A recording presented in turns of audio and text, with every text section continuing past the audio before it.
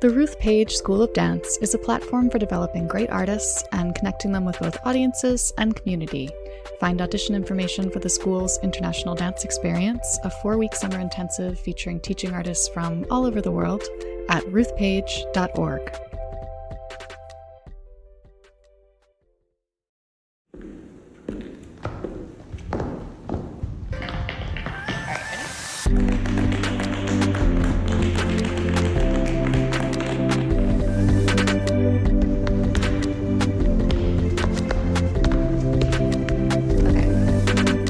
Hi, dance friends, and welcome to the Dance Edit podcast. I'm Margaret Fuhrer. I'm Courtney Escoyne.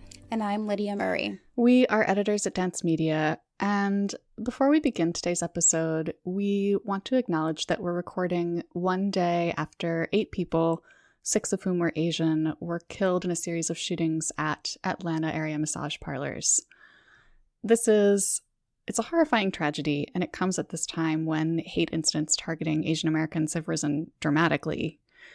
On the surface, this isn't a dance story, but anti-Asian bias and discrimination and misrepresentation is very much a dance world problem, and the shootings in Atlanta underscore the urgency of issues like eliminating Orientalist stereotypes in ballet, for example, because that kind of dehumanization, when you reduce cultures to caricatures, that's a pathway to hate.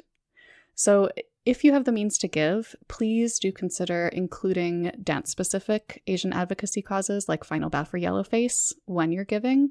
We'll include a link to the Final Bow page in the episode notes. So, back to today's episode, we're going to be talking about the health insurance crisis that many dancers and especially freelance performers are facing right now. We'll discuss how the pandemic's devastation of the arts has disproportionately affected women, and particularly women of color. We'll get into the dance highlights of Sunday night's Grammy Awards, and then we'll air our interview with Emily Coates, who is the director of the Dance Studies concentration at Yale. And Emily talked about how the pandemic has shown the whole world the value of embodied connection, which is something that dancers are so expert in.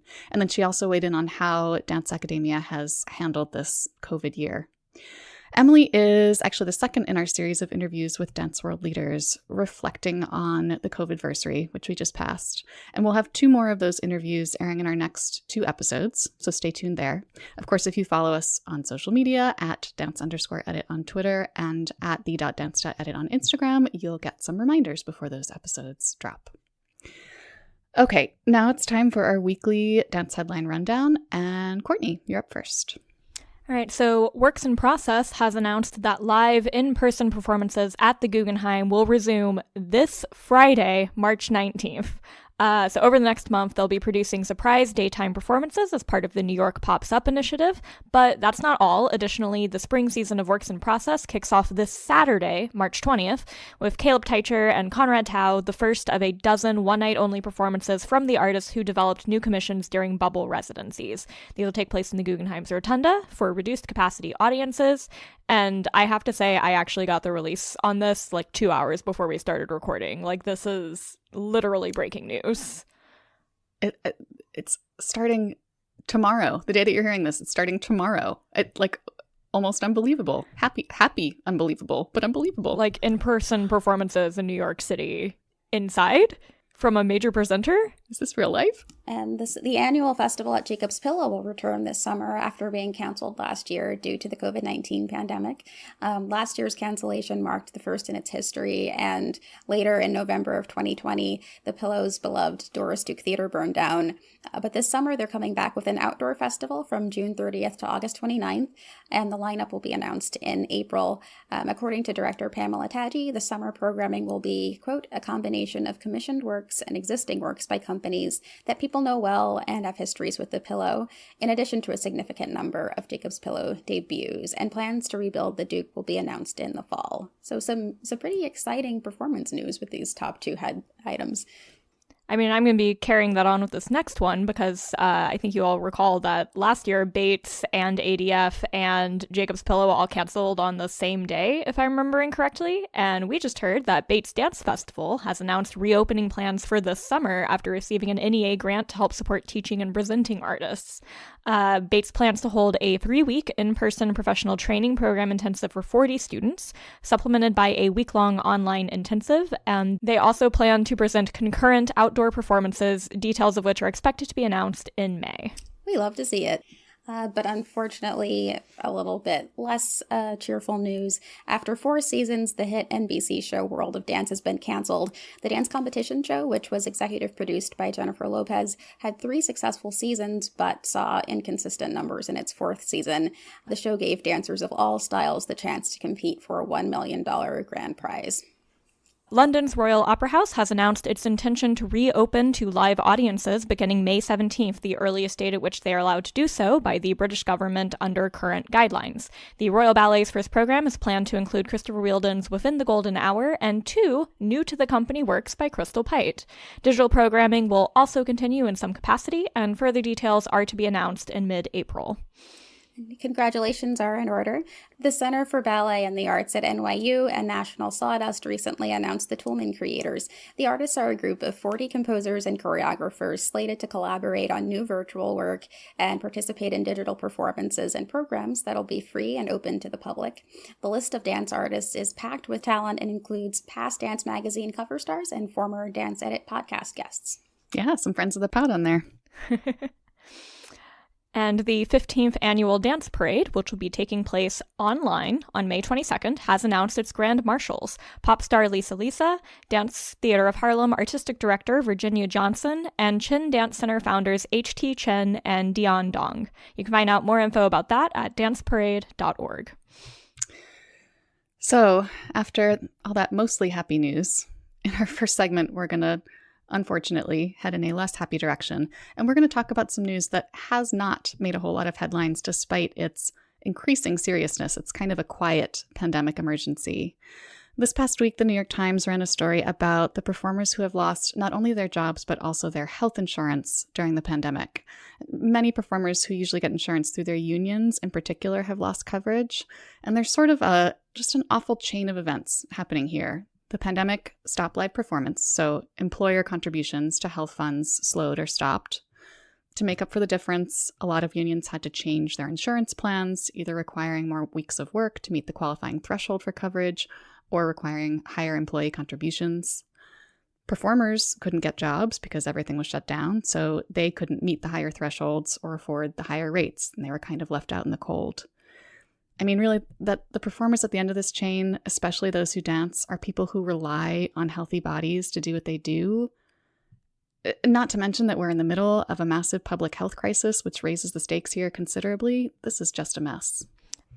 Yeah, I think a mess is a bit of an understatement. So something to clarify for those listening, because I know a lot of people aren't aware of how this works. Union-based benefits like health insurance is not the same deal as job-based health insurance when you're signing on to, say, like a full-time gig. So in order to maintain union membership, say with Actors Equity or SAG-AFTRA, and earn credits towards things like health insurance, members have to hit a minimum income and or weeks of work per year.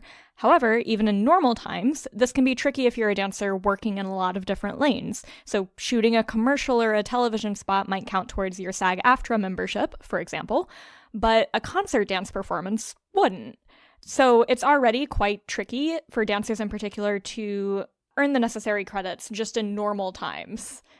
Mm-hmm. And now we are adding the massive complication that is there is almost no work because we're in a pandemic. Yeah, it's just absolutely horrible. One kind of small but chilling part of the story in the Times was simply Robbie Fairchild's quote, "You never think it's going to be you." But this problem really speaks to the greater issue that is the flawed employer-based healthcare system in the U.S., which could fill a podcast episode in its own right. Yep. It could be an entire season of a podcast. It really would. And just briefly looking beyond the dance world, a survey by the Commonwealth Fund last year found that 41% of people who lost a job or whose spouse lost a job due to the pandemic relied on that employment for health insurance, and 20% of those people have not found alternative coverage. And even though that's not surprising, even those numbers are too high, and the effects of that are dire, and it's unnecessary. And in addition to simply the health risks of being unable to afford healthcare during a pandemic, it could also further shorten careers that have already been hindered by avoiding medical visits for treatment or detection of other health conditions or injuries. And it can also add an incentive to leave the field altogether for a potentially unrelated career, which could affect the richness of the dance landscape long term, kind of going back to problems that we've already talked about on the podcast. Losing talent and creative minds due to something as essential as healthcare is just shameful. Yeah, this whole situation is completely infuriating. There is a little bit of hopeful news here, courtesy the COVID relief bill that just passed, which does make it a little cheaper for people to use COBRA to keep buying health coverage that they've lost, and it also lowers the cost of buying insurance through government exchanges. I also want to say kudos to the Actors Fund because they have done a lot of work to help performing artists figure out what their insurance options are right now. They've actually been doing that work for a long time. But getting coverage is still going to be such a struggle for many performers. And this article really focused a lot on like unions and the way that losing access to those union benefits was affecting those dancers and performers. That isn't saying anything about the freelance artists who don't qualify for union membership to begin with.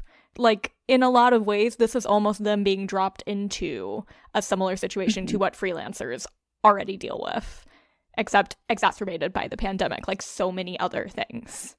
Well, I am sad to say that our next segment is not going to make us any less angry. It concerns another undercovered aspect of the pandemic's effects on the arts world. Liza Yentema and Hannah McCarthy from the Dance Data Project, more friends of the pod, they recently wrote an article about why the She Session, which is a maybe too cutesy, but we'll go with it, term for the way COVID-related job losses have pushed more women than men from the workforce. That's hit the arts community especially hard. And there's been a lot of talk, bigger picture, about the pandemic's disproportionate effect on women. There's been a lot of talk about how the arts and culture sector has been devastated by the pandemic. But we have to start talking about how those two problems are connected, because women are overrepresented in our field, and if the arts are going to make a real comeback post-pandemic, securing and ensuring better support for women in the arts, and particularly for women of color, is going to be a really important part of the puzzle. The blog post pointed out that women are overrepresented in the working class of the arts world, and gave the example that 65% of lower and mid-tier employees in the arts and culture sector in New York are women, and men tend to be in leadership positions, and they tend to have better pay and better job security. And the burdens of home, elder, and childcare tend to disproportionately fall to women. And without support, women's careers are going to lag, especially given the effects of the pandemic. And this has been reported for some time now, but of the net 140,000 jobs that were lost in December of 2020, all were held by women. And the jobs in the arts that were most vulnerable to furlough or layoff were primarily held by women of color, typically making minimum wage with no benefits or job security. And this is kind of a stats-heavy intro, but the Institute for Women's Policy Research found that 2 in 4 mothers and 3 in 4 Black mothers are breadwinners for their families, which really underscores the importance of paid family leave. Well, and I think also, especially looking at the statistics in terms of men largely being in more leadership positions than women, it's not just that that doesn't make sense for the representation of our field. The fact that there is no comprehensive childcare leave, like paid childcare leave, that actually largely is going to be what is preventing women from being able to go into those positions. Right. Not because they can't do both, but because the people who are making the decisions about who to hire are likely to have these implicit biases that, someone who is male and doesn't have a child that they're responsible for caring for is going to be able to devote more to the organization. Whereas women might go off and have babies. It's it's like we're 50 years ago in how this is being thought about. And the solution is so obviously there needs to be comprehensive childcare made available just across the board to everyone, not just women, but men as well. Men need to be incentivized to stay home if they have a kid at home. Like, there's just so many things here that, even though this doesn't on the surface seem like a arts world story, this is affecting the way that our leadership is going forward and continues to affect it. Yeah. And when we're talking about government arts funding, a lot of activists tend to point to European models in which there's significant state investment in the arts. But most of those same governments also have great paid parental leave programs and subsidized childcare programs. And both of those things are critical to retaining women in the arts workforce. They work together. We can't think about them independently anymore. We never should have been thinking about them independently. There's a really fantastic quote in here. In summary, we can imagine no better way to ensure the artistic and economic stagnation of the arts post-pandemic than the continuing systemic denial of creative and leadership opportunities to women, ongoing erasure of their past contributions to the field, a continuing gender pay gap, and overall refusal to acknowledge the overwhelming impact of unequal elder and childcare burdens.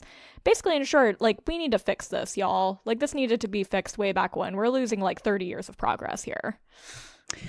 So this blog post ends with a list of action items, and a lot of them are sort of bigger picture things that institutions or governments will need to address. But one of them is something that you can do right now, which is to formally attach your name or your organization's name to the Family Act, which is legislation to create a permanent national paid family and medical leave program. So we'll include a link to that in the episode description. You can go do that right now. One small step of the many steps that need to be taken.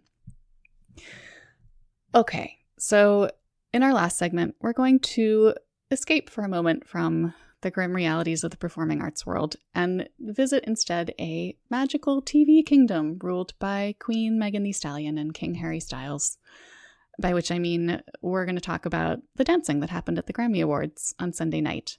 And I think by this point it's kind of old news to say that Megan Thee Stallion won the whole night, because she did.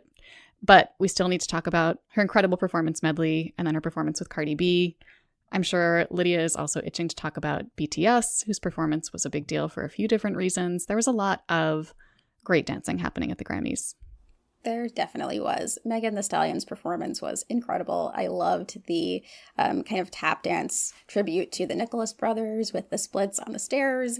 Incredible. When was the last time we saw tap at the Grammys, too? Yes. More tap, for one thing, please.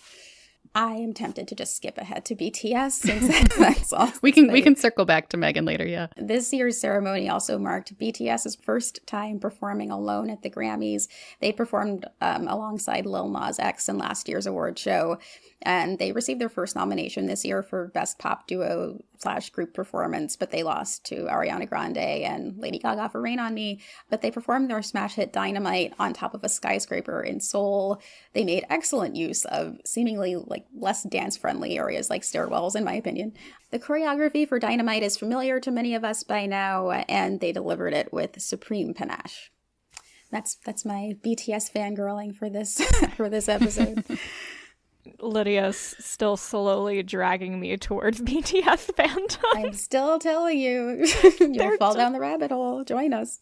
All right, well, before we go totally down that rabbit hole, let's go back to Megan Thee Stallion and Cardi B. So Megan Thee Stallion started out with this sort of roaring 20s style fantasy, complete with that tap break, choreographed by Jaquel Knight.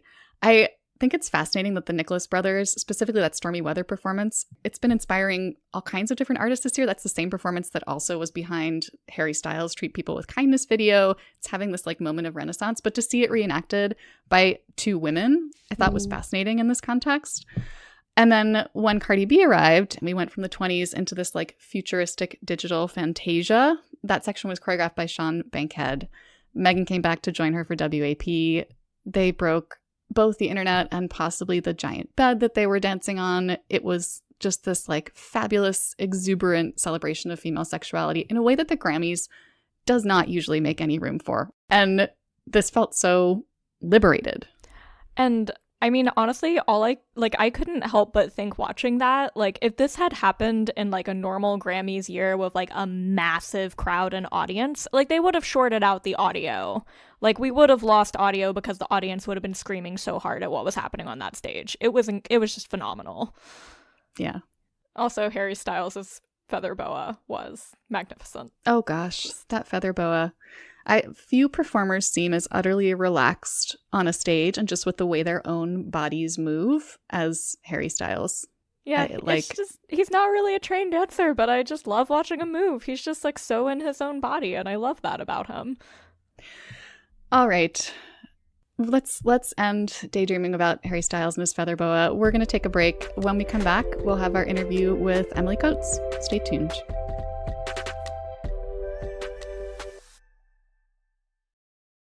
Welcome back, dance friends. I'm here now with Emily Coates, Associate Professor and Director of Dance in the Theater and Performance Studies program at Yale. Hi, Emily.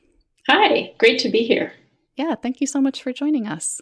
And we have a lot to talk about today, but before we get to the list of questions, would you mind telling our listeners a little about yourself and your relationship with dance? Yeah, absolutely.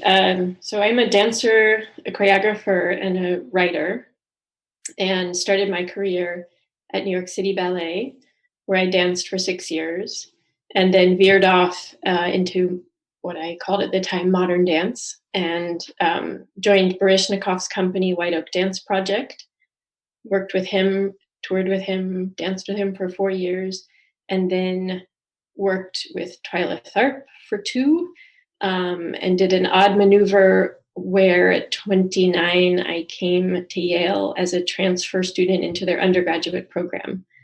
And at the end of that time, finished my undergraduate degree here. I was hired by a professor named Joseph Roach to begin developing the dance curriculum at Yale. And I'm really happy to say I was hired in 2006, and this many years later, we have a really robust curriculum with a phenomenal lineup of faculty and offerings that I'm always constantly excited about. So let's get right into it and discuss one of those offerings, the project that's the reason that we're talking at this particular moment. And that's the new original series that you've created called Transpositions, Dance Poems for an Online World. So in broad outline, it is 16 digital dance works by 16 choreographers. But can you talk in more specific terms about what Transpositions is and how it came to be? Yeah, absolutely. So it evolved in my mind last spring when everything shut down in March and April, and we looked ahead and we could pretty much predict that it was likely the fall, at least, would be an all online teaching year. And simultaneously, we could look at the performing arts economy, which already last spring was severely affected by the closing of theaters, studios, rehearsal spaces, classes, etc. And I looked at both those situations and wanted, first of all, to marshal as many of the resources at Yale that I could towards supporting the dance community and the dance world that I so love, towards supporting the artists I love most and care about, and offer them a chance to keep working, to keep creating, to be paid for that work. I also looked at the situation for our students and thinking about their isolation and the strangeness of this time. In what ways could this project, this developing project, help bring them together, help make them feel cared for and creative and inspired in this remote world.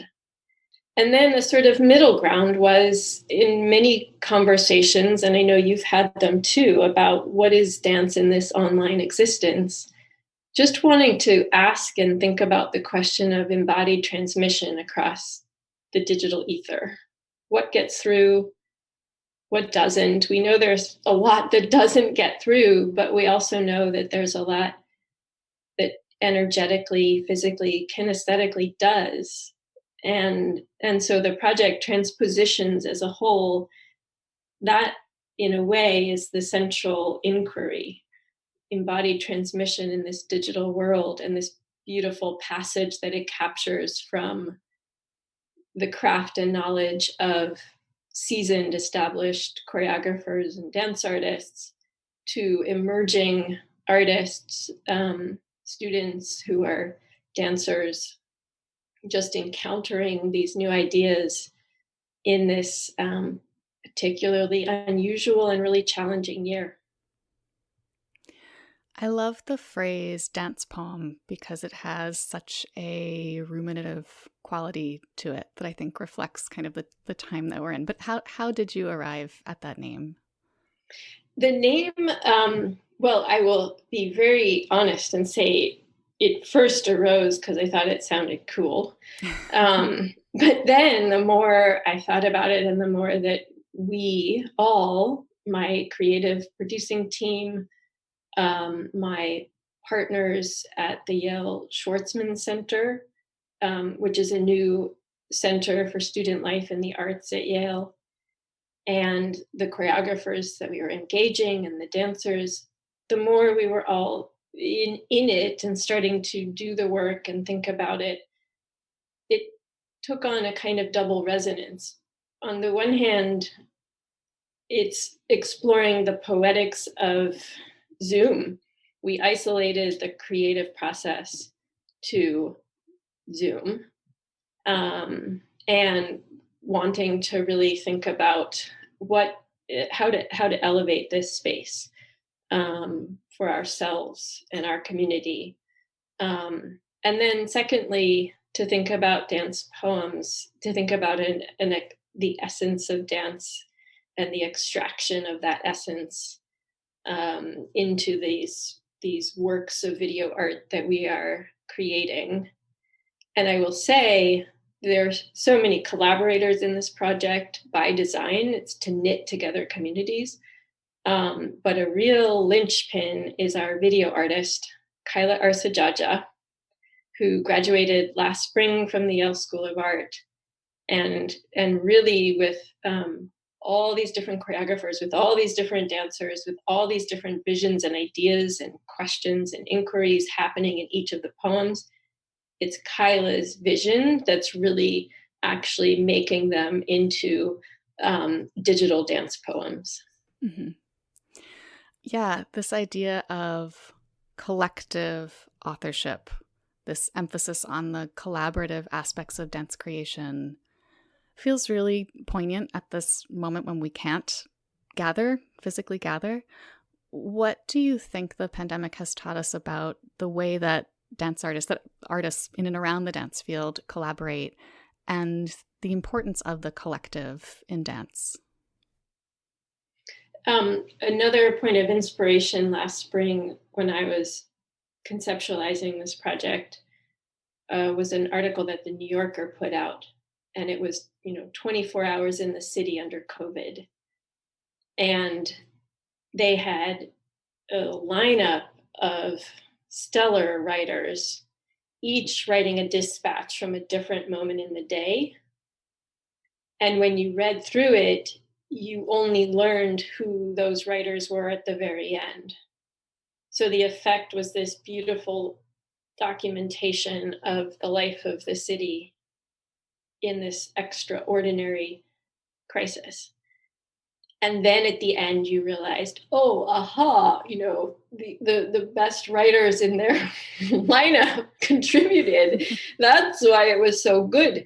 But that idea of a kind of collectively designed mosaic or anthology, a portrait or documentation of this time was really inspiring to me. And I also felt, and certainly last spring with the killing of George Floyd, with the rise of ever greater social protest, the imperatives of Black Lives Matter, this sense of collective action being crucial. And how could the arts, how could dance, how could we in our project designed at Yale participate in thinking at the very deep formal compositional levels about collective action. And thus, here we are with a project that involves 16 choreographers, 16 poems, 66 dancers, 9 sound designers, 4 producers, and a video artist weighing in. Can you talk a little about how you assembled this group of collaborators? Because it's such a remarkable list. Well, it was fun. It was really fun. I started with the dance faculty at Yale, who under normal conditions have really robust professional lives outside of the teaching that they do for us here. And under the abnormal conditions of last spring, had lost that work. And so they were one of my first points of concern, and first points of celebration, and wanting to really elevate them. And that includes Renee Robinson, Irene Holtman, Lucina Coulibaly, Bronwyn MacArthur, and then our more left field dance critic, Brian Siebert, created a poem. And then I expanded out into affiliates at Yale, where you find across the university different people doing really interesting work in dance. And so that brought in Amy Meredith Cox, who's an anthropologist, superstar who had danced with Ailey Tu. And that brought in Aki Sakamoto, who is in the sculpture faculty at the Yale School of Art, and Cecile Bouchidi, who is a phenomenal dance historian who used to dance with Wayne McGregor, who was here in a postdoc, and Christopher Rasheen McMillan, a visiting faculty at the Institute of Sacred Music. So there was the desire to kind of knit together those. And then it moved outward into the New Haven community. And happily, Hanan Hameen, who's a choreographer affiliated with a local school called the Neighborhood Music School, participated. A terrific local company based in New Haven called the Elm City Dance Collective with Lindsay Bauer and Kelly Lynch. And then worked even further outward from there to artists like Jenna Regal and Shayla V. Jenkins from the Bill T. Jones Company. And then even further outward from there, and these 2 artists were brought in by the Yale Schwartzman Center because they have relationships with them. Dormisha, the brilliant tap dancer, and then reaching quite far away, the farthest flung, to Johannesburg and Gregory Makoma. So the desire was to knit together communities, both locally and nationally and internationally. And then how did you put dancers and choreographers together? That's a great question. I started the other more the kind of local and internal inclusivity is that I reached out to every single student-led dance group on campus at Yale and invited their participation. And 12 groups, students from 12 of the groups participated. And I, began initially with a kind of more obvious connections. With Gregory Makoma, for instance, I connected him to the Contemporary African Dance Group on campus. And that was an obvious, beautiful fit and an extension of the work that the group on campus, Zana, does. And then I started to think in different ways as I went along with the pairings. And for instance, the Yale Undergraduate Ballet Company, it seemed to me, wouldn't it be quite exciting to work with former Bill T. Jones dancers, and what kind of stretch and new realms could they uncover in conversation with Jenna and Shayla. So sometimes it's a really direct fit between the aesthetics of the group and the choreographer's aesthetics, but more often than not, I actually was thinking pedagogically, but also really artistically about how can these pairings kind of spark, how can something be sparked in the pairings where it's not maybe so comfortable for the better. Mm-hmm. In the description of this project, the mission is described as bridging pandemic-created gaps. And you've touched already on some of the gaps that it's bridging, this need for community, this need for collective, collaborative creation. What other gaps is it filling? Some, again, have a lot to do with our community locally. Inside of Yale, the School of Drama is its own world. The undergraduate program in Yale College is its own world, and never the twain shall meet.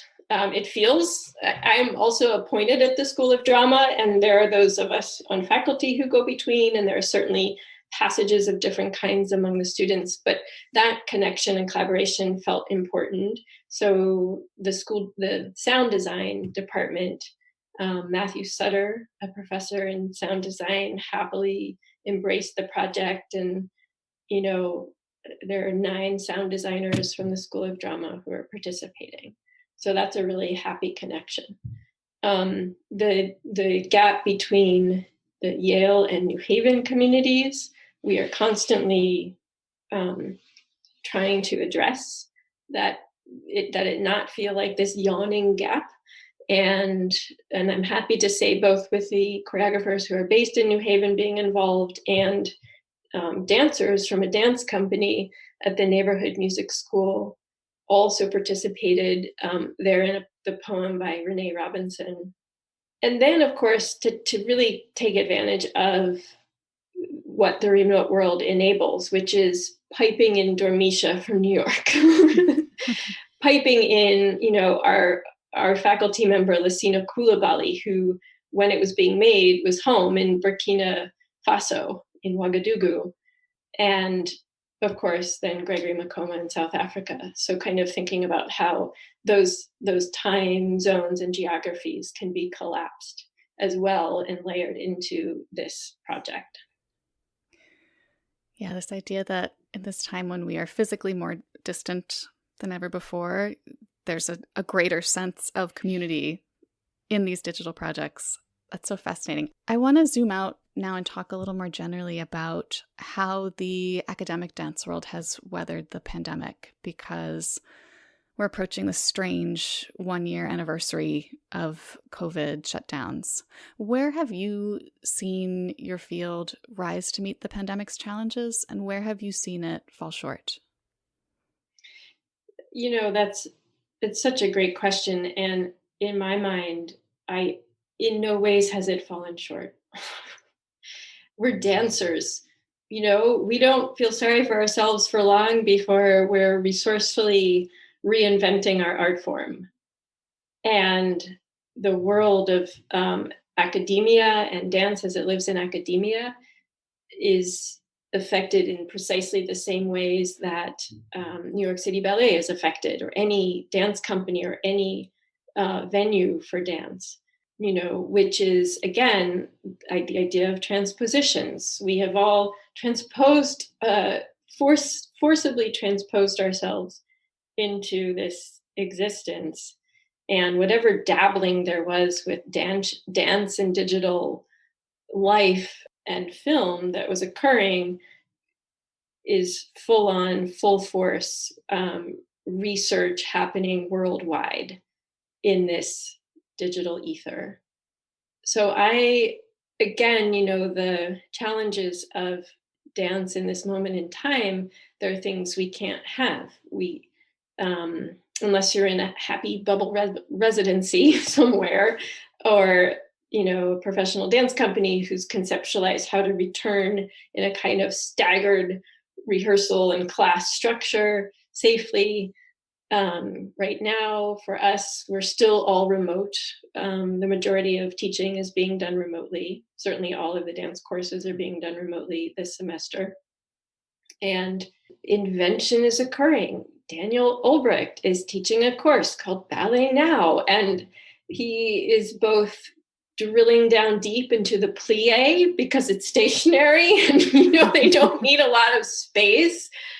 We can't teach space in terms of eating up space so well, but we certainly can teach how to hold space, and we can teach things that happen in one space really well. And to me, there's then this forced pressure because there are some things we can't have, like the energetic exchange that occurs in a studio live. We then work really hard at cultivating energetic connection over screens. And in some of the transposition poems, there are just these beautiful connections that you can tell were accomplished live in the rehearsal, development, experimentation process, where it feels like, oh, that's like, it's like we've grown a new limb. We're kind of growing like new antennae, in this forced medium we're operating in, that when we move back into being able to dance together in real time in big spaces, we will have, I hope, this ever heightened, even more tuned sensibility of connection with others, because we're fighting for it through the screen. Yeah, I know. It's going to be, just wonderful to see dancers on stage again, period, when this is all over, but also wonderful to see how dance artists have changed over the course of the pandemic, out of their active pursuit of that kind of energetic connection, out of their drilling down into the less, expansive aspects of dance. We're so often encouraged to focus on the expansive. Okay, I have another big picture question. Because following the killing of George Floyd and this summer's social justice protests, there has also been a renewed focus on equity and inclusion in school dance departments. Everywhere across the dance world, but in school dance departments too. How has Yale approached that work? I'm really happy to say we have always had a diverse dance faculty. So I was the first one hired full-time in 2006. And the second person was Sina Koulibaly, who is a phenomenal West African dancer and contemporary dancer. And Lasso has been teaching for us for 15 years. So whatever aesthetic background I bring between neoclassical ballet and postmodern dance, Lasso's aesthetic and Africanist thought has been very much part of the development of the dance program at Yale. And then we've had also a really strong African American presence within the program, African American concert dance with Renee Robinson, from a former principal dancer with Alvin Ailey, American Dance Theater. And the artists that we work with have always represented a really wide range of dance forms and aesthetics. And I will say that transpositions, the majority of choreographers are artists of color. The white artists are in the minority in the project. And that's also very much by design, to celebrate in this moment the African American, Africanist, global Africanist diaspora that is so deeply feeding, and American dance is indebted to that aesthetic. So finally, it's been a really weird, disorienting, hard year. But as of this moment, and you've touched on some of these things already, but what are the things that make you hopeful about the future of dance education specifically, and then the future of the dance field more broadly too? I can't wait for theaters to reopen. I can't wait for that. What it was in the New York Times, 66% of performing artists are unemployed right now. Mm-hmm. My hope is that these predictions of an arts boom that will follow this time are true, and that with reopening of theaters, the full economy, life, that we certainly will be changed. It's not going to be what it was, and in many ways that'll be for the better. But that dance be leading the way and the celebration, the joy, the wisdom, the knowledge. I mean, certainly it felt like in this, what felt like an abrupt shift to the remote world that occurred last March, that, suddenly everyone had to become aware of the value of liveness and embodiment and embodied transmission, because they had lost it. Those, my colleagues who teach sit-down seminars suddenly became acutely aware of what was lost from that live interaction and energetic exchange. And, dance, that's what we know, and that's what we're good at. And to me, the dance world, upon reopening, may funds flood into dance, and that wisdom that we possess in our world of dance, lead the celebration, the joy, the learning that's to come from the moment we actually can get back together again. Thank you so much for talking about the program, for sharing your bigger picture insights. Before we say goodbye, can you tell listeners where they can go to find out more about Transpositions? Yes, I don't have the URL exactly in my head, but the two sites are the Yale Dance Lab website and the Yale Schwartzman Center website. And I will say that the poems are getting rolled out 1 or 2 a week until the middle of May, and then we're going to have a massive streamed communal celebration of the entire anthology. And that, again, information will be available both on the Yale Dance Lab's website and the Yale Schwartzman Center's website. And we'll include links to the Dance Labs and the Schwartzman Center websites in our episode description to make it easier for people to find too. Great. Thanks so much again, Emily. Thank you, Margaret. It's so great to talk with you. Thanks again to Emily. At this point now, 6 of the 16 Transpositions dance poems are out, and they all offer wildly different approaches to the given task. It's fascinating to see. As Emily mentioned, you can find them on the Yale Schwartzman Center and the Yale Dance Lab websites, which we've linked in the show notes. You can also see excerpts on the Schwartzman Center's social pages. We've linked to those too. All right. Thanks everyone for joining us. We'll be back next week for more discussion of the news that's moving the dance world. Keep learning, keep advocating, and keep dancing. Mind how you go, friends. Bye, everyone.